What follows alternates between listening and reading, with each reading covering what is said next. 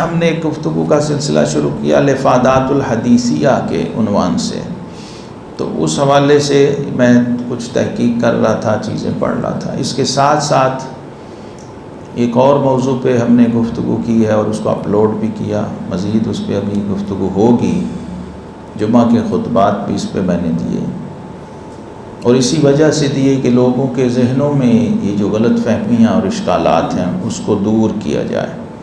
پہلے ہم نے ایک کتاب شائع کی ہے شان یار غار بزبان حیدر کرار، جس میں یہ ساری باتیں یعنی شان صدیق اکبر سے متعلق اور ان کے لیگل سٹیٹس سے متعلق اور ان کے لائق اتباع اور اطاعت ہونے کے متعلق سارے وہ ارشاد جمع کیے ہیں جو حضرت سیدنا علی المرتضیٰ شیر خدا نے فرمائے، تاکہ کوئی ایسا طبقہ جو کسی اور کو نہیں مانتا سوائے سیدنا مولا علی کے، وہ بھی اس میں شامل ہو۔ جو تو مانتے ہیں ان کے لیے تو ضرورت نہیں، اہل سنت میں سے اور جو لوگ صرف سیدنا علی ہی کو مانتے ہیں، ان کے علاوہ کسی کو نہیں مانتے، ان کے لیے وہ ہم نے کام کیا اس کو۔ اب میں نے شروع کیا ایک کام، ایک تحقیق اور ایک ریسرچ ورک شروع کیا، شان عمر بزبان حیدر۔ اس میں قرآن سے آیات وہ لی جن پہ سیدنا علی المرتضیٰ اس آیت سے یہ نتیجہ اخذ کر رہے ہیں کہ عمر کی شان کیا، اور یہ لوگ واجب الاتباع ہیں۔ قرآن کی آیت سے سیدنا علی کا استدلال ہے، اور آیت کی تفسیر کوئی اور مفسر نہیں کر رہا، یا سیدنا علی کر رہے ہیں یا ان کے کوئی شاگرد کر رہے ہیں یا ان کی آل میں سے اور ان کی اولاد میں سے کوئی امام کر۔ یہ بات جب میں نے سنی تو میں نے پھر کتابوں کو دوبارہ کھنگالا اور اس پر تحقیق شروع کی کہ اس کو دیکھنا چاہیے، اس مسئلے کو، اس معاملے کو۔ تو سب سے پہلے قرآن پاک سے، چونکہ ہماری شریعت کا، دین کا طریقہ یہ ہے کہ جب بھی کوئی مسئلہ ہو تو قرآن سے رجوع کریں، اللہ سے پوچھیں۔ قرآن سے رجوع کا مطلب اللہ سے پوچھیں۔ تو جو بھی اللہ کو مانتا ہے اسے تو اس کے بعد کسی دوسری قول کی یا کسی حدیث کی ضرورت ہی نہیں۔ ہمارے امام اعظم ابو حنیفہ رحمۃ اللہ علیہ کا طریقہ یہ ہے کہ جب قرآن سے کوئی مسئلہ حل ہو جائے تو پھر وہ حدیث کو بھی نہیں دیکھتے، ضرورت ہی نہیں۔ ہاں، قرآن سے نہ ملے پھر حدیث کی طرف جاتے ہیں، یہ اصول ہے، یاد رکھیے۔ تو قرآن پاک سے جب رجوع کیا تو قرآن نے بتایا اہدنا الصراط المستقیم صراط الذین انعمت علیہم۔ یہ آیت جب میں نے پڑھی تو سیدنا علی المرتضیٰ سے پوچھا کہ اس کا کیا مطلب ہے۔ تفسیر ابن کثیر میں حافظ ابن کثیر رحمۃ اللہ علیہ اس کو لائے، وہ کہتے ہیں صراط مستقیم سے مراد ہے محمد مصطفیٰ۔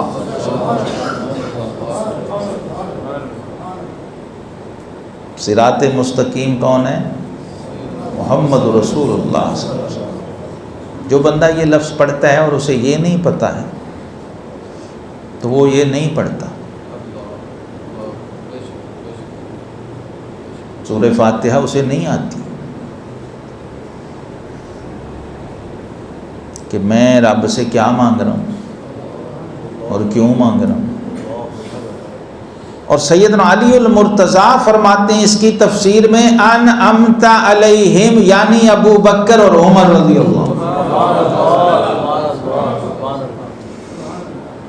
صراط مستقیم محمد رسول اللہ صلی اللہ علیہ وسلم، اور انعمت علیہم جناب سیدنا صدیق اکبر اور فاروق اعظم رضی اللہ۔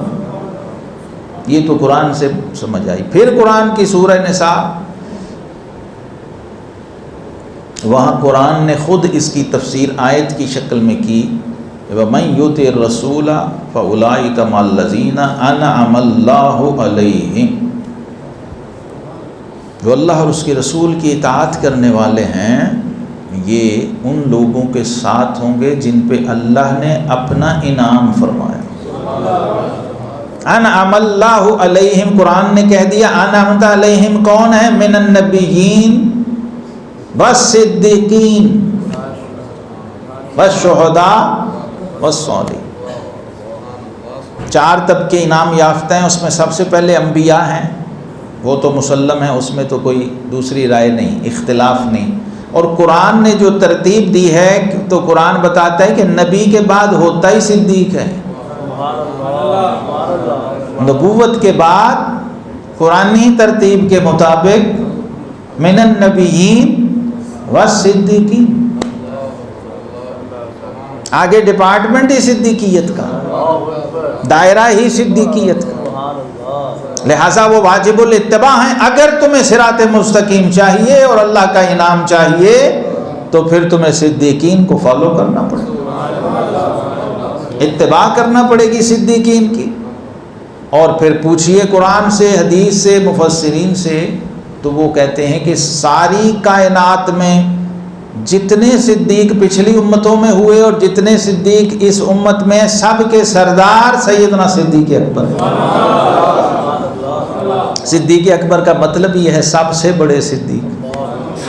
جیسے 1,24,000 انبیاء اور رسول علیہم السلام کے امام ہمارے آقا کریم علیہ السلام ہیں، ایسے ہی تمام امتوں کے صدیقین کے سردار اور امام اور رئیس الصدیقین اور امام الصحابہ سیدنا صدیق اکبر رضی اللہ تعالی عنہ ہیں۔ اور پھر یہ متواتر احادیث بخاری، مسلم اور صحاح میں آتی ہیں، یعنی قرآن کی ترتیب بھی یہی ہے اور حدیث کی ترتیب بھی یہی ہے۔ یعنی نبی کریم علیہ السلام نے جب اس ترتیب سے ذکر کیا ہے اپنے صحابہ کرام علیہم رضوان کا، تو وہاں بھی نبوت کے بعد صدیق کو رکھا ہے۔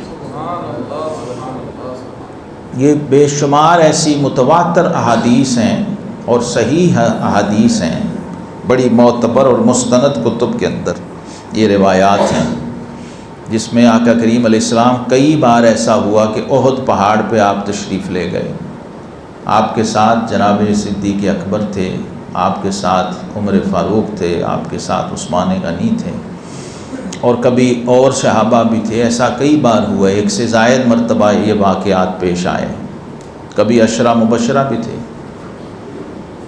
تو احد پہاڑ حرکت میں آیا، احد پہاڑ حرکت میں آیا تو نبی کریم علیہ السلام نے اس پہاڑ سے کہا اسبت یا احد، اے احد ٹھہر جا، فإنما علیک نبی و صدیق و شہیدان، تیرے اوپر ایک نبی ہے، ایک صدیق ہے اور 2 شہید ہیں۔ تو یہ صدیق یاد رکھیں صرف کوئی لقب نہیں ہے۔ ہمارے ہاں عام طور پہ لوگ اس کو لقب سمجھتے ہیں، یہ لقب نہیں ہے، یہ ایک مرتبہ ہے، جیسے نبوت ایک مرتبہ ہے۔ نبوت کوئی لقب ہے؟ نبوت ایک مقام ہے، ایسے ہی صدیقیت بھی ایک مقام ہے، اور یہ مقام نبوت کے بعد ہے، اور اس کے بعد پھر شہادت کا مقام ہے، پھر ولایت اور باقی جو بھی مقامات قطب غوث اور جو بھی مراتب ولایت کے ہیں۔ نبوت کے بعد جو مرتبہ اور ولایت سے اوپر، یہ یاد رکھیں۔ یہ ایک جملہ جو میں بول رہا ہوں اگر اس امت کو سمجھ آ جائے تو یہ جو پھنسے ہوئے ہیں نا، سینگ پھنسا کے بیٹھے ہوئے ہیں، جو اقبال نے کہا تھا ہے گرفتار ابو بکر و علی ہوشیار باش، کوئی ابو بکر کی محبت میں گم ہے، کوئی علی کی محبت میں گم ہے۔ یہ ایک جملہ کافی ہے، لیکن یہ منبر پہ میں نے نہیں کبھی سنا اپنی پوری زندگی کسی سے، نہ کبھی کسی کتاب میں پڑھا۔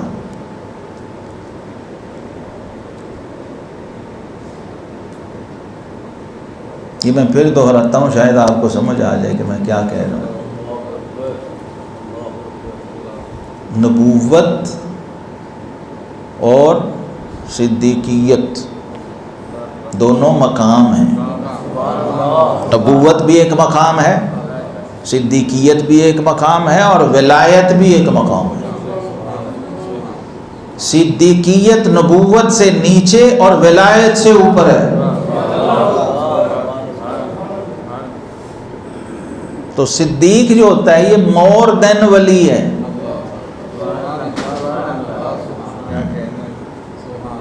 یہ ایک بات ہے جس سے سارے مسئلے حل ہیں۔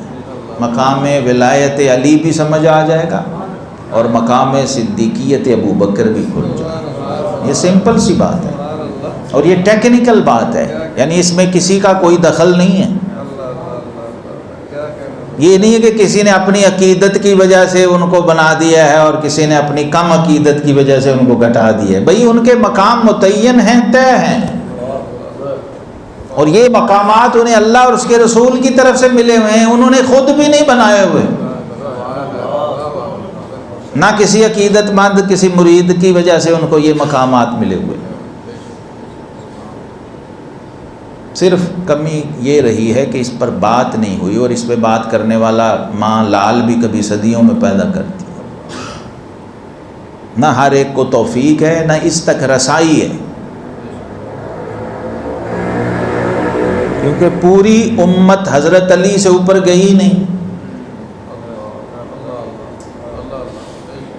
پوری امت کی بات کر رہا ہوں میں، وہاں رک گئی جا کے۔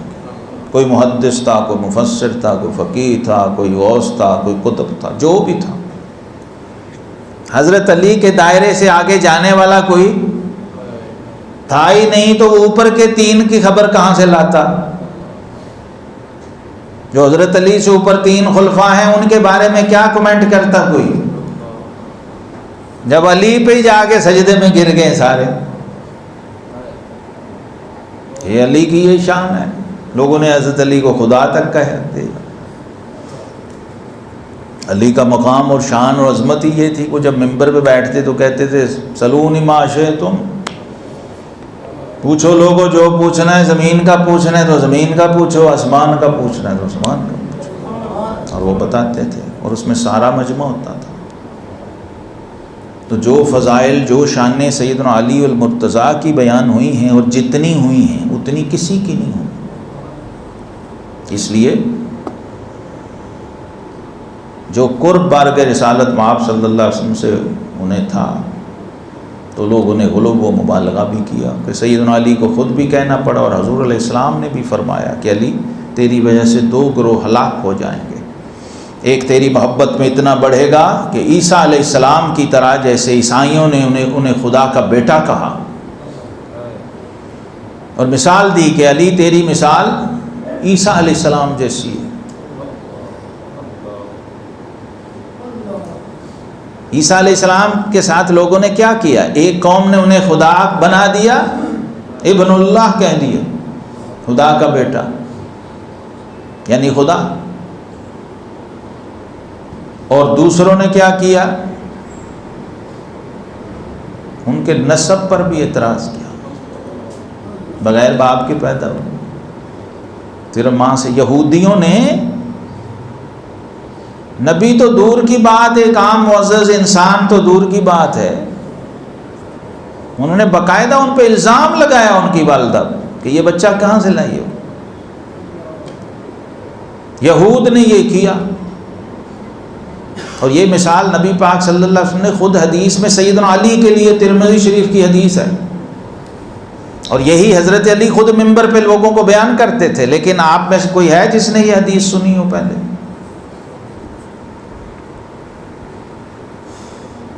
تو وہ دو قومیں اس امت میں پیدا ہو گئیں۔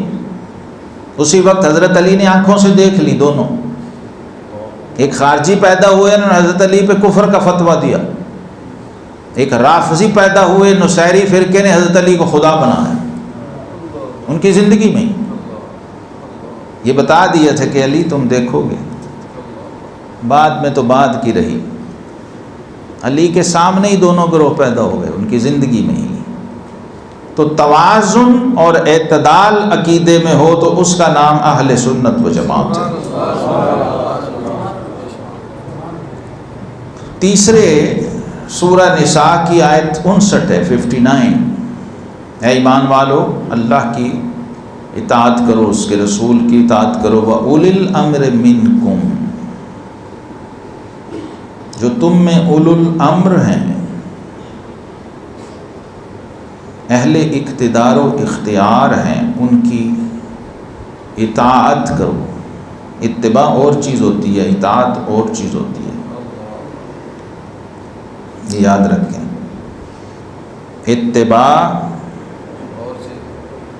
کا سٹیٹس لیگل نہیں ہے، اطاعت قانون ہے، آئین، یہ یاد رکھیں۔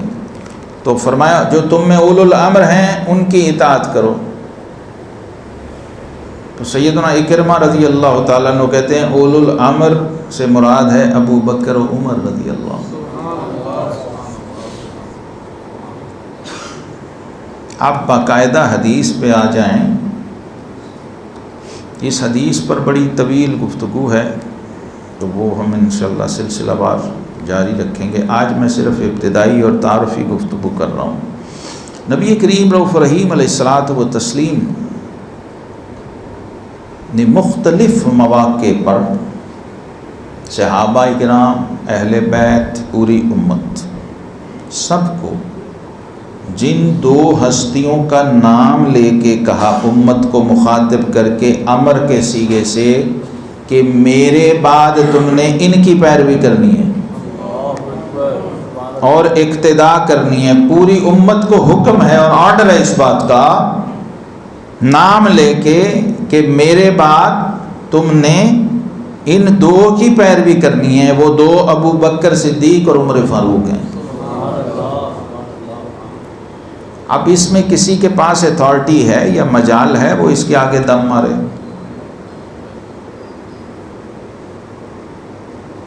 یہ آپ کی ذاتی نفسانی خواہش تو ہو سکتی ہے کہ بھائی میں نہیں مانتا،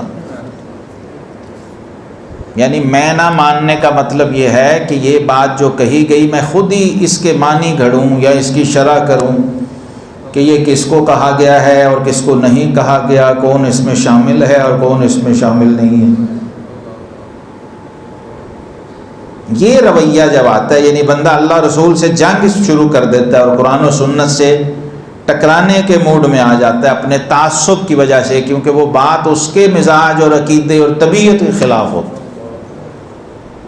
یہ میں نے دیکھا ہے جب بھی کوئی بندہ ایسی حرکت، حالانکہ وہ زبان سے یہ دعوے کر رہا ہوتا ہے کہ بھئی مجھے کوئی سمجھا دے، مجھے کوئی بتا دے، اگر کسی کے پاس کسی کے علم میں کوئی ہے۔ اب وہ صاحب جن کا میں بات کر رہا ہوں وہ کہہ رہے تھے پورے ذخیرہ حدیث میں ایسی کوئی حدیث نہیں ہے۔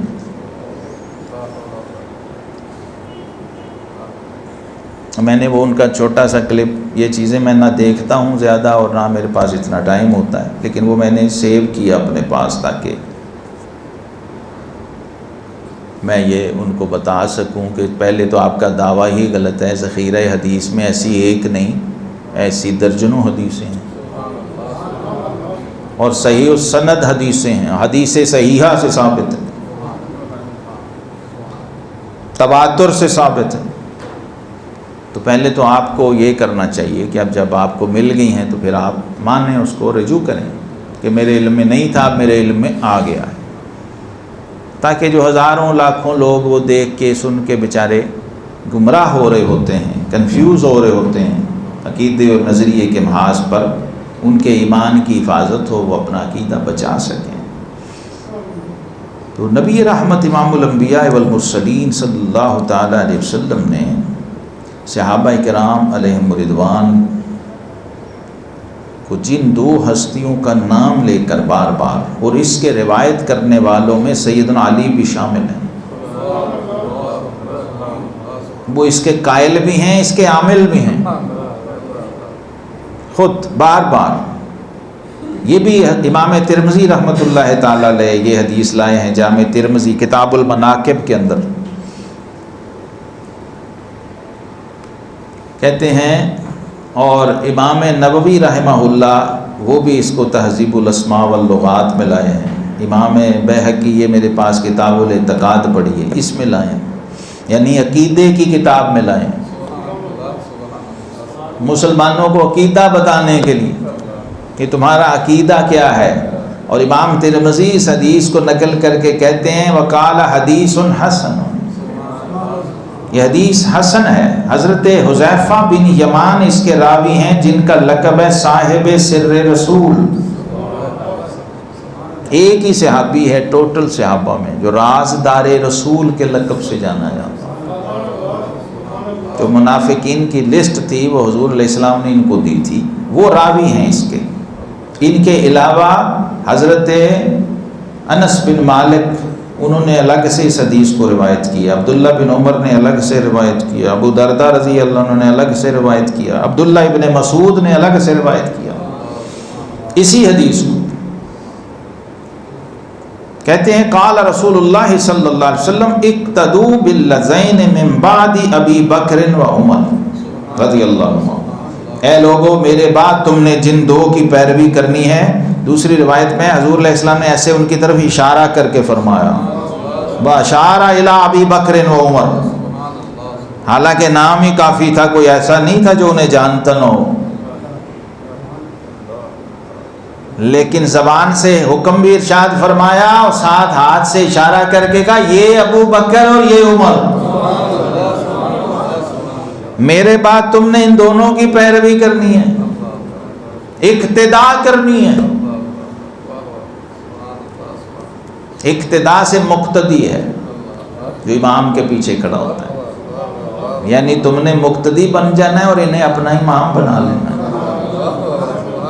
اور یہ صرف قول سے نہیں کہا، پھر فعل سے بھی اپنا مسلح دے کے اس پہ صدیق اکبر کو کھڑا کر کے جماعت کھڑی کرا کے دکھا بھی دی عمل کہ اگر میں نہ آؤں نماز میں، میری ظاہری حیات میں بھی ایسا ہو جائے تو میرے مصلی پہ میرے ہوتے ہوئے بھی جو کھڑا ہو سکتا ہے وہ صرف ابو بکر سے.